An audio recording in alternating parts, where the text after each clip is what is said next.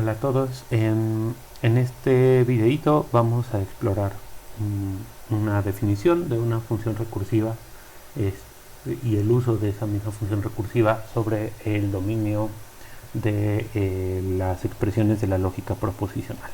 Hay muchas maneras de definir este conjunto de las fórmulas bien formadas de la lógica proposicional. También puede aparecer con muchos nombres.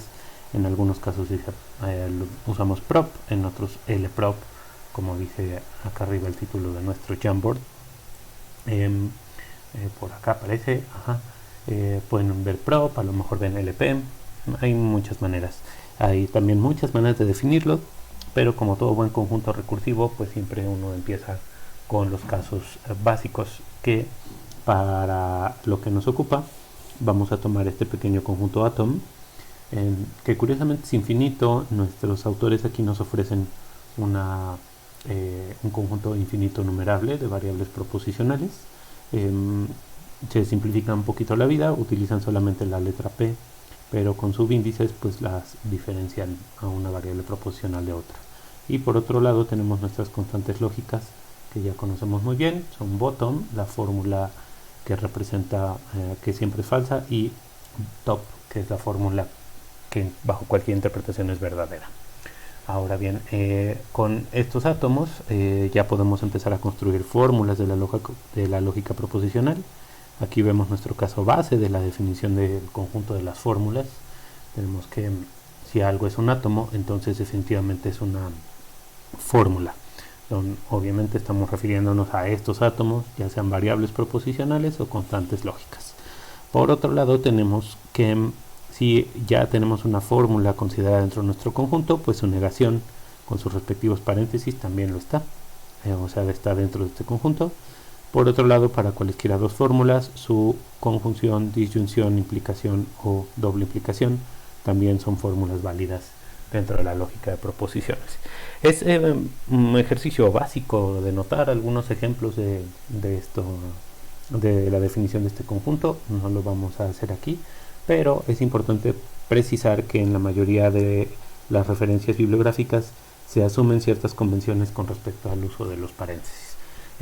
Es mucho más fácil escribir cosas como P implica Q, si y solamente si no es cierto que R y S, que escribir la versión equivalente o la versión de esta misma fórmula con todos los paréntesis que esta debería tener. En particular, pues tendremos que poner unos por aquí, tendremos que poner otros por acá, tendremos que poner otros por acá, y aparte tendremos que poner otros por acá.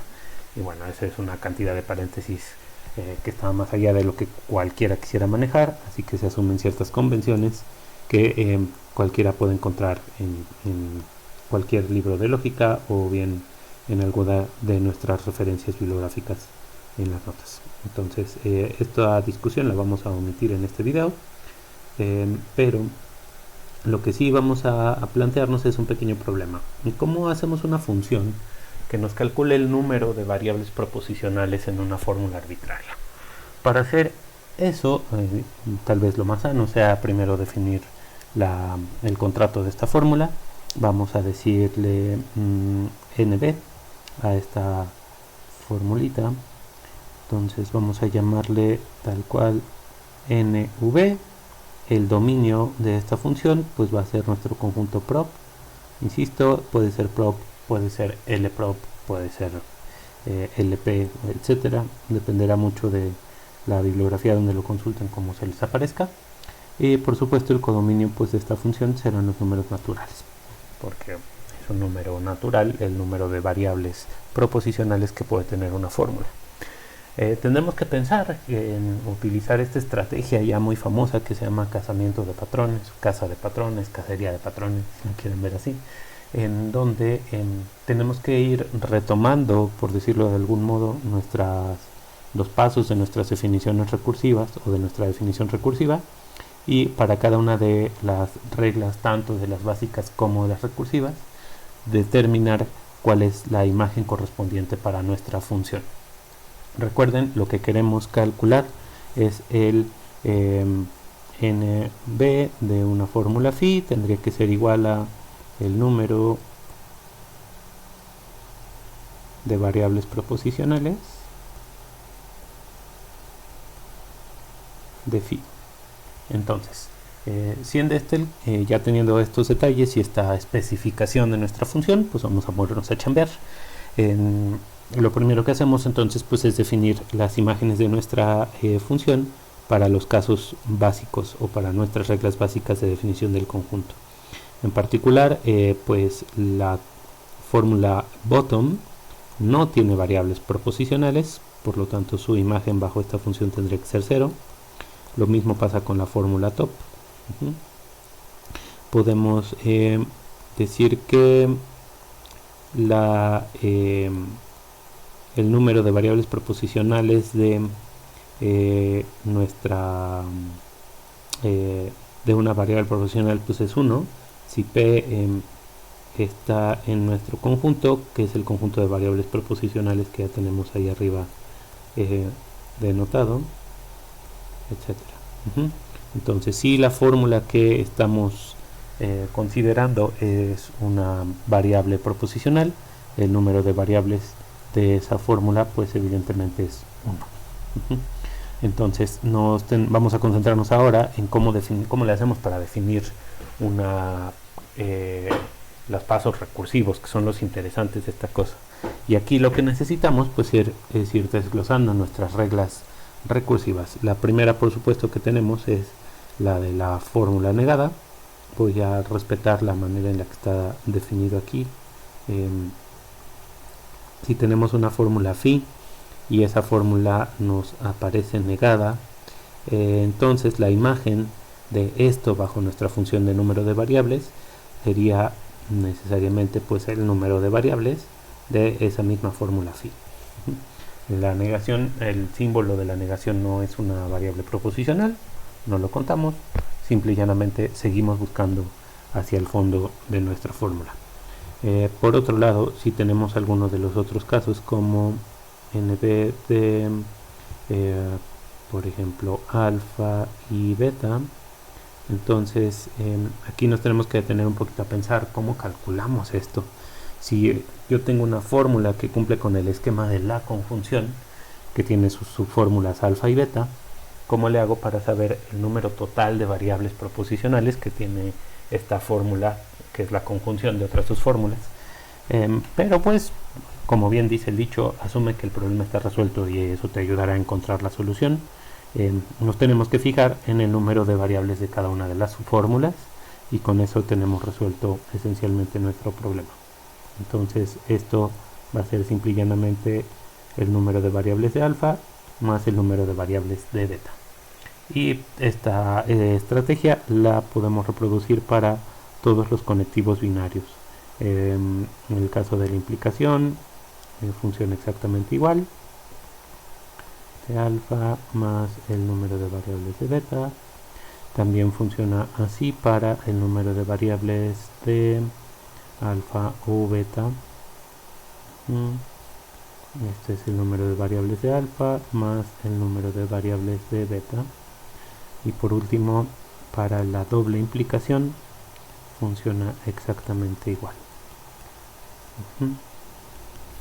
Número de variables de alfa más el número de variables de beta.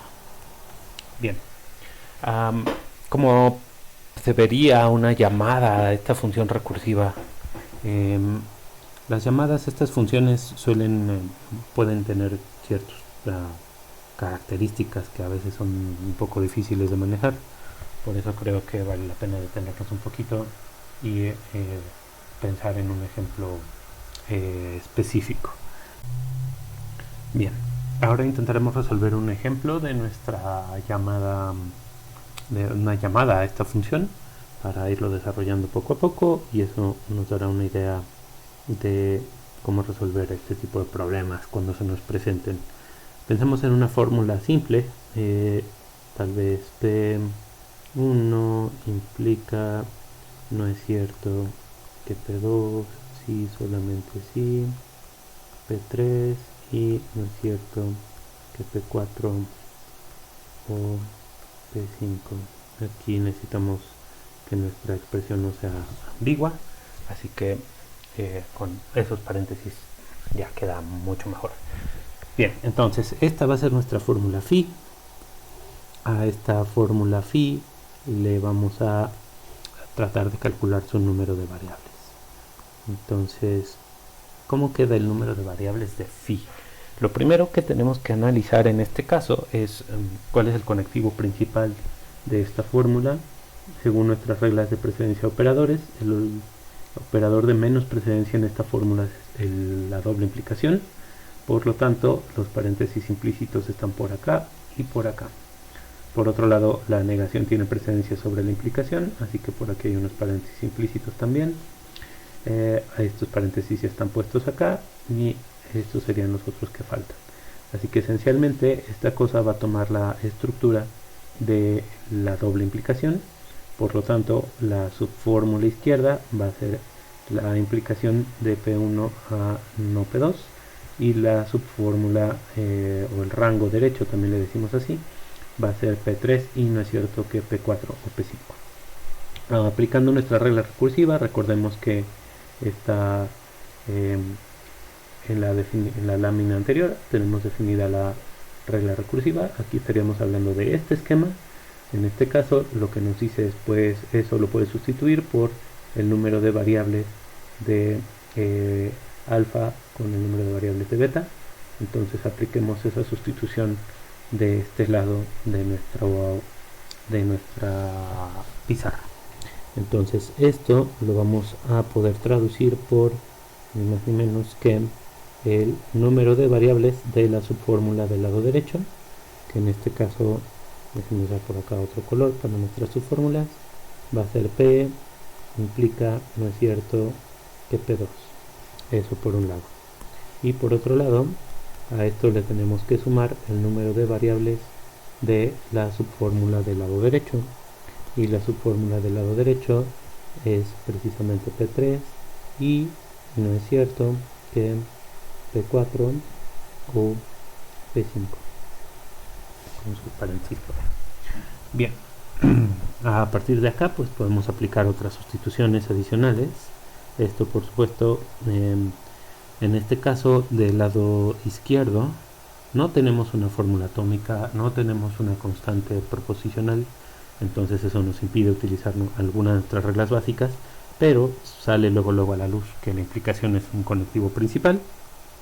Del lado derecho tenemos la I como conectivo principal. Entonces esto lo podemos reescribir de la siguiente manera. Tomamos en el caso de esta primera llamada, vamos a tomar la fórmula del lado al rango izquierdo y al rango derecho de nuestra fórmula y vamos a abrir esta llamada a NB, la vamos a cambiar por lo que nos dice la regla de correspondencia. En este caso, déjenme abrir unos paréntesis aquí para agrupar. Vamos a tener que el número de variables de aquí me faltaron los unos, P1, el número de variables de P1 más el número de variables de no es cierto que P2, que es el rango derecho de esa subfórmula. Aquí ya puedo cerrar estos dos paréntesis y por otro lado acá le voy a tener que sumar también el número de variables. Voy a ver también otros paréntesis para mis subfórmulas. Por este lado me va a aparecer P3 y por el otro lado más el número de variables. Mi subfórmula es un poco más complicada.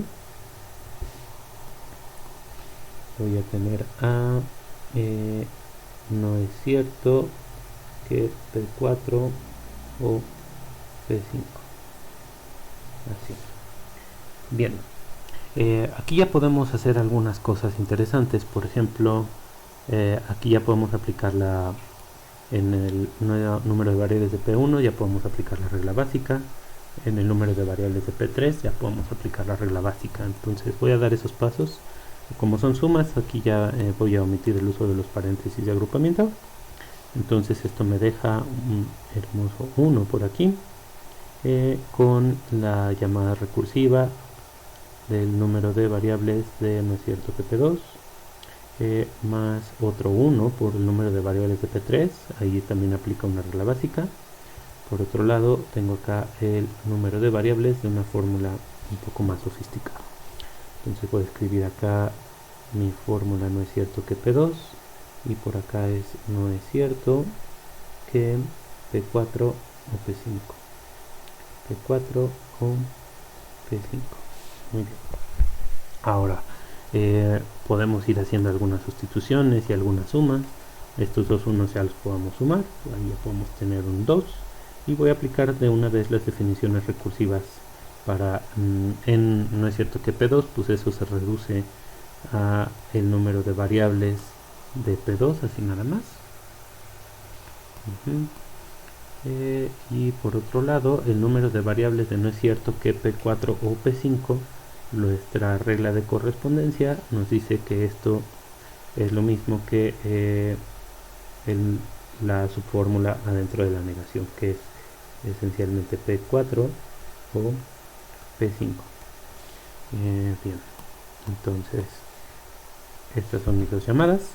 Aquí ya puedo resolver la llamada de no es cierto que P2, y me falta abrir la otra. Entonces voy a aprovechar para agregar este 1 de una vez. Esto ya sabemos que es 1, lo voy a sumar con ese 2 y eso nos va a dar 3.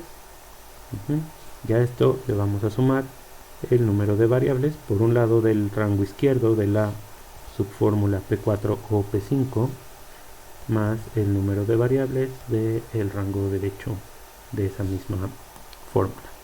¿Cuál es el rango izquierdo de esa O? Pues P4, y el rango derecho es precisamente P5. Y por último, entonces ya sabemos que por nuestra regla básica estos dos casos nos van a dar 1, y entonces el número de variables proposicionales que hay en esta fórmula es precisamente 5, y eso lo podemos confirmar muy fácil: 1, 2, 3, 4, 5. Y listo, eso es todo por esto. Nos vemos en el próximo video.